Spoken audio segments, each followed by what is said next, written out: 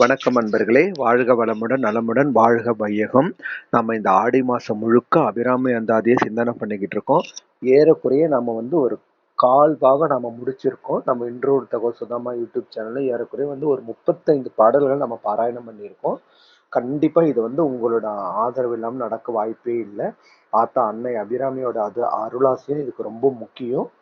நீங்கள் அளித்து வரும் பங்களிப்பு ரொம்ப ரொம்ப முக்கியம். ஏன்னா நாம எப்படா நான் பதிவு போடுவேன்னு பார்க்குறீங்க, நல்லாவே தெரியுது. கமெண்ட்ஸ் கூட நல்லா போட்டிருக்கீங்க. லாஸ்டா போட்டது கொஞ்சம் எனக்கு தொண்டை சரியில்லை, அதனால என்னால் கொஞ்சம் சவுண்டா பேச முடியல. இந்த தடவை நான் ட்ரை பண்றேன். ஓகேவான்னு பார்த்துட்டு சொல்லுங்க. ஓகே, இப்போ நம்ம பார்க்க போற பாடல் 36வது பாடல். பொருளே பொருள் முடிக்கும். இந்த பாடலோட பலன் என்னன்னா, வினை நீக்கத்திற்கு துணை புரியும் பதிகம். என்ன வினை நீக்கம்? நம்ம செஞ்ச வினை. அதுதான் இந்த பாடலோட பலன். நம்ம பாராயணம் பண்ணோம்னா நமக்கு இதுதான் கிடைக்கும். அபிராமி பட்டர் என்ன சொல்றான்னு பார்ப்போம். முதல்ல பாடலை பார்த்துட்டு வந்துடலாம். பிறகு அதோட விளக்கத்தையும் பொருளையும் பார்க்கலாம்.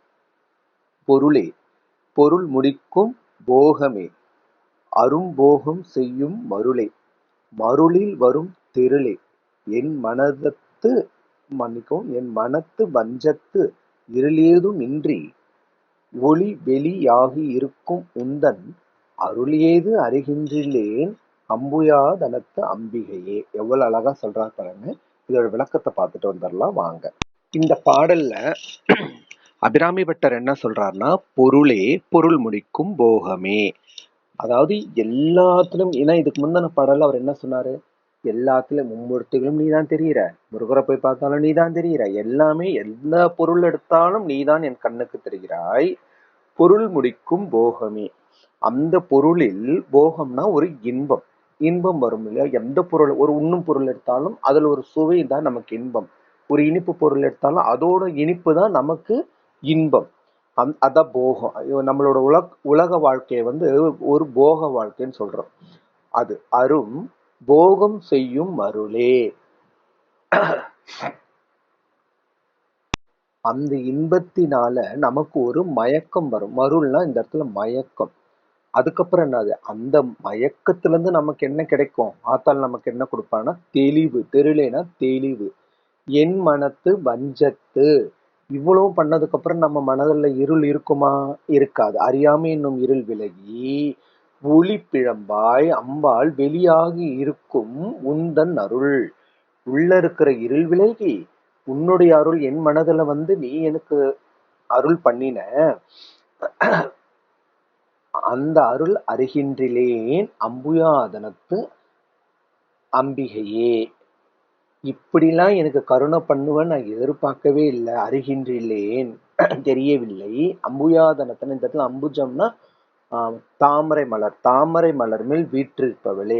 இவ்வளவு அழகா இந்த பாடலை சொல்றாரு. இந்த பாடலோட பலன் வினை நீக்கம். வினை நீக்கம்னா முன் ஜென்மத்துல நம்ம நல்லதும் செஞ்சிருப்போம், கெட்டதும் செஞ்சிருப்போம். அந்த கெட்டதையெல்லாம் அழிஞ்சி நமக்கு அந்த நல்ல விதைகள், நல்ல வினைகள் முளைக்கிறதுக்கு இந்த பாடல் ஒரு துணை புரியும். பாடல் 37 கைக்கே அணிவது கண்ணலும். இதுதான் பாடல். பாடலோட பலன் என்ன? இந்த பாடல் நம்ம பாடணும்னா நம்ம வாழ்க்கையில வைரம், வைடூரியம், தங்கம், முத்து போன்ற நவரத்தினங்கள் நமக்கு சேர்றதுக்கு உண்டான வழிமுறையை இந்த பதிகம் நமக்கு காட்டும். பாடலை பார்த்துட்டு வந்துடலாம் வாங்க. கைக்கே அணிவது கண்ணலும் பூவும் கமலம் அன்ன மெய்க்கே அணிவது வெண் முத்து மாலை விட அரவின் பைக்கே அணிவது பன்மணி கோவையும் பட்டும் எட்டு திக்கே அணியும் திருவுடை ஆணிடம் சேர்பவளே. எவ்வளவு அழகா சொல்றாரு பாருங்க. இப்ப நம்ம இதோட விளக்கத்தை பார்த்துட்டு வந்துடலாம். கைக்கே அணிவது கண்ணலும். இந்த இடத்துல கண்ணல்னா கரும்பு. அதாவது கரும்பை ஆயுதமாக கொண்டவன் மன்மதன். மன்மதனிடத்தில் கரும்பு இருந்தால், மன்மதன் இடத்தில் கரும்பு இருந்தால் அது நமக்கு ஆசையை தூண்டும். இதே அம்பாளிடத்தில் கரும்பு இருந்தால் நம்மிடத்தில் ஆசையை அழிக்கும். அதனால்தான் காமாட்சி அம்பாள், ராஜராஜேஸ்வரி அம்பாள் எல்லாம் பார்த்தீங்கன்னா கையில கரும்பு வச்சிருப்பாங்க. அந்த கைக்கு உன்னுடைய அந்த கரும்பை ஆயுதமா எங்களுக்கு இது பண்ற. ஏன்னா அதாவது அம்பாள் வந்து அம்பாள் ஆயுதங்களால கூட தன் பக்தர்களை தன் குழந்தைகளை அடிக்கக்கூடாதுன்னா கரும்பு மாதிரி ஒரு வில்ல வந்து ஆயுதமா வச்சு யூஸ் பண்றாங்கன்னு அவ்வளவு அழகா சொல்லியிருக்கேன். என்ன இருந்தாலும் தாய் இல்லையா, அடிச்சாலும் வலிக்க கூடாதுன்னு தானே நினைப்பா, அதனாலதான் கரும்பு வச்சிருக்கா. அந்த கைக்கு பூவும் கமலம் அன்னமைக்கே. கமலம்னா தாமரைப்பூ. தாமரைப்பூ மாதிரி இருக்கிற அவளோட உடலுக்கு என்ன அணியிறாளாம்? வெண்முத்து மாலையை அணியிறாளாம். அதை விட அடுத்து என்ன சொல்றாரு பாருங்க. விட அரவின் பைக்கே அணிவது. அரவன பாம்பு. ஒரு பாம்பு படம் எடுத்து நின்னா அதோட இடை சிறுத்துதான் காணப்படும். அந்த மாதிரி பெண்ணுக்குரிய இலக்கணம் என்னன்னா குருத்து சிறுத்துன்னு சொல்லுவாங்க. அதாவது இடை சிறுக்க வேண்டும். அது வந்து உடல் ஆரோக்கியத்தை சுட்டி காட்டும் ஒரு பண்பு. அததான் இங்கேயோ சொல்றாரு. அந்த அம்பாலோட இடை சிறுத்த இடை எதை அழகு பண்ணுதான்? பல மணிகளை சேர்த்த கோவை. பல மணிகளும் சேர்த்து கட்டப்பட்ட ஒரு கோவை மாலை மாதிரி சிற்றிடையில அணிஞ்சிருக்காளாம். அதோட சேர்ந்து வெண்பட்டு, அதாவது சிவப்பு பட்டு துணியும் அணிஞ்சிருக்காளாம். அதோட முடிக்கல. அவர் அடுத்து என்ன கேட்கிறாருங்க. எட்டு திக்கே அணியும் திருவுடையானிடம் சேர்பவளே. எட்டு திக்குன்னா அஷ்டத்திக்கு பாலகர்கள். அஷ்டத்திக்கு பாலகர்கள் தலைவன் சிவபெருமான். அந்த சிவபெருமானிடத்திலேயே சேர்பவள் அழகா முடிச்சிருக்காரு. பாடலின் 38 பார்ப்போமா? அந்த பாட்டை பாராயணம் பண்ணா வீட்டுல செல்வம் தங்கும். அதை நம்ம அனுபவிச்சும் பார்க்கலாம். இதுல பவளக்கொடியில் பழுத்த செவ்வாயும், இதுதான் பாடல். இந்த பாடல் நம்ம பாராயணம் பண்ணோம்னா நாம என்ன வேண்டுமோ அந்த வேண்டத வேண்டியபடி நமக்கு அமைத்து தரும் இந்த பதிகம். இந்த பதிகத்தை நம்ம பார்க்கலாம்.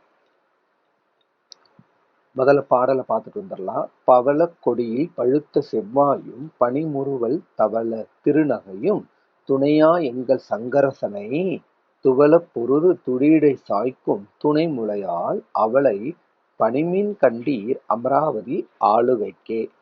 இந்த பாடலோட விளக்கத்தை பார்த்துட்டு வந்துடலாம் வாங்க. இந்த பாடல்ல அம்பாளை வந்து அவர் வர்ணிக்கிறாரு. எப்படி வர்ணிக்கிறாருன்னா, பவள கொடியில் பழுத்த செவ்வாயும்.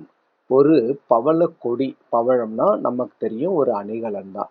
அந்த பவழம் எப்படி செக்க செவேல்னு இருக்கிற உதட தான் அவர் சொல்ல வர்றாரு.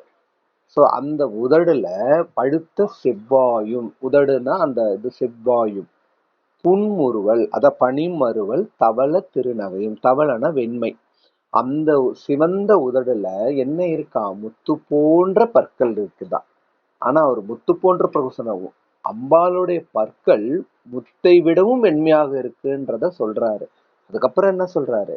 துணையா, யாருக்கு துணையா வராரு? எங்கள் சங்கரனை. யாருக்கு? சிவபெருமானுக்கு துணையா இருக்கிறாரு. ஏன்? துவள பொருது துடியடை சாய்க்கும் துணை முலையால். எவ்வளவு அழகா சொல்றா பாருங்க. தன்னுடைய சிறுத்த இடையால் சிவபெருமான் எப்பேற்பட்ட வீரர்னு எல்லாருக்கும் தெரியும். அந்த அட்டமகா வீரர் அவரையே சாய்க்கும் தொடி இடை, என்ன சிறுத்த இடையால் சாய்க்கும் துணைமுலையால் அவளை பணிமீன். அவளை அவளை நம்ம பணியலன்னா கண்டீர் அமராவதி ஆளுகைக்கே. அவளை பணிஞ்சாலும் தான் நமக்கு இந்த உலகத்துல ஒரு நன்மை கிடைக்கும். நீ அமராவதியை ஆளுன்னா கூட அம்பாளை சரணடைய வேண்டும். ஸோ இவ்வுலகத்துக்கு நன்மை பெறணும்னாலும் நம்ம அம்பாளை சரணடையணும். அமராவதிக்கே நாம வந்து ஒரு தலைவனானாலும் அம்பாளை தான் சரணடையணும். இந்த பாட்டு எதுக்காக அவர் சொல்றாருன்னா, முக்கியமா பலன் என்னன்னா, நாம என்ன வேண்டுமோ அதை வேண்டியதை வேண்டிய வண்ணம் அமைத்து தரும் பதிகம். சாதாரண பதிகம் இல்லை. எனக்கு இதுதான் வேணும்னு நினைச்சு சில வேண்டுதல் வைப்போம்ல, என்ன வேணாலும் நினைச்சிடல, அந்த வேண்டுதலை அப்படியே நடத்தி கொடுக்கும் இந்த பதிகம். அதாவது அம்பாளையும் சிவனையும் ஒப்பிட்டு அவ்வளவு அழகா வர்ணிச்சிருப்பாரு இந்த பாடல்ல. இதை விட வேற என்னங்க வேணும்? ஸோ நம்ம இந்த 3 பாடல்ல பாராயணம் பண்ணியிருக்கோம். கண்டிப்பா நம்ம ஆடி மாசத்துக்குள்ள எல்லாமே முடிச்சிடலாம். நாம வந்து இது வரைக்கும் ஒரு 35 சாங்ஸ் முடிச்சு இப்போ 38வது பாடல் முடிச்சிருக்கோம். அதாவது 3ல நம்ம ஒரு பங்கு முடிச்சிருக்கோம். கண்டிப்பா பேலன்ஸ் 2 பங்கு உங்க ஆதரவும் ஆத்தாளோட அருளாசியும் இருக்கு நமக்கு. நீங்களும் என்ன வேண்டுனீங்களோ அதை வேண்டியதை வேண்டிய வண்ணமே நடத்தி தருவாள் அன்னை அபிராமி. நம்ம சேனலை சப்ஸ்கிரைப் பண்ணுங்க. நல்ல வியூஸ் வந்துட்டு இருக்கு. ரொம்ப நன்றி. தொடர்ந்து பாருங்க, நிறைய பாருங்க. சப்ஸ்கிரைப் பண்ணுங்க, ஷேர் பட்டன் ஷேர் அழுத்துங்க. நன்றி, வணக்கம்.